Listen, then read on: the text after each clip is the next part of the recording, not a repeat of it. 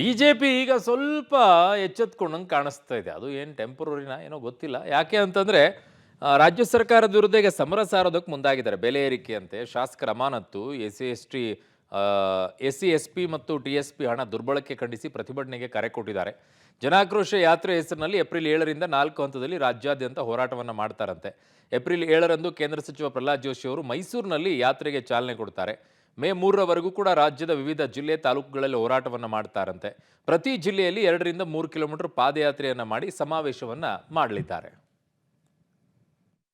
ನಾಗಲೇ ಹೇಳಿದಾಗೆ ಜನಸಾಮಾನ್ಯರಿಗೆ ಅಥವಾ ಮತದಾರರಿಗೆ ಯಾವ ಮತದಾರರಿಗೆ ಆಶೀರ್ವಾದ ಮಾಡಿ ರಾಜ್ಯದಲ್ಲಿ ಆಡಳಿತ ನಡೆಸೋದಕ್ಕೆ ಅವಕಾಶ ಮಾಡಿಕೊಟ್ಟಿದ್ದಾರೆ ಆ ಮತದಾರರಿಗೆ ಒಂದು ರೀತಿ ಶಾಪ ಕೊಡ್ತಕ್ಕಂಥ ಕೆಲಸ ರಾಜ್ಯ ಸರ್ಕಾರ ಮಾಡ್ತಿದೆ ಬೆಲೆ ಏರಿಕೆ ಮೂಲಕ.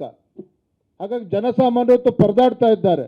ಈ ನಿಟ್ಟಿನಲ್ಲಿ ಇವತ್ತು ಭಾರತೀಯ ಜನತಾ ಪಾರ್ಟಿ ಒಂದು ವಿರೋಧ ಪಕ್ಷವಾಗಿ ಈ ರೀತಿ ಒಂದು ರಾಜ್ಯ ಸರ್ಕಾರ ನಿರ್ದಾಕ್ಷಿಣ್ಯವಾಗಿ ಬಡವರಿಗೆ ಬರೆ ಎಳಿತಕ್ಕಂಥ ಕೆಲಸ ಏನು ಮಾಡ್ತಾ ಇದ್ದಾರೆ, ಇದರ ವಿರುದ್ಧ ನಾವು ಹೋರಾಟ ಮಾಡಬೇಕು, ಪ್ರತಿಭಟನೆ ಮಾಡಬೇಕು. ಈ ರಾಜ್ಯ ಸರ್ಕಾರ ತೆಗೆದುಕೊಂಡಿರ್ತಕ್ಕಂಥ ಈ ನಿರ್ಧಾರದಿಂದ ಹಿಂದೆ ಸರಿತಕ್ಕಂಥ ಕೆಲಸವನ್ನ ನಾವು ಮಾಡಬೇಕು. ಹೋರಾಟದ ಮುಖೇನ ಅಂತ ಹೇಳಿ ನಾಡಿದ್ದು 2ನೇ ತಾರೀಕು ಏಪ್ರಿಲ್ 2ನೇ ತಾರೀಕು ಬೆಂಗಳೂರಿನ ಫ್ರೀಡಂ ಪಾರ್ಕ್ನಲ್ಲಿ ಬೆಳಗ್ಗೆ 11 ಗಂಟೆಗೆ ನಮ್ಮ ಅಹೋರಾತ್ರಿ ಧರಣಿ ಪ್ರಾರಂಭ ಆಗ್ತದೆ.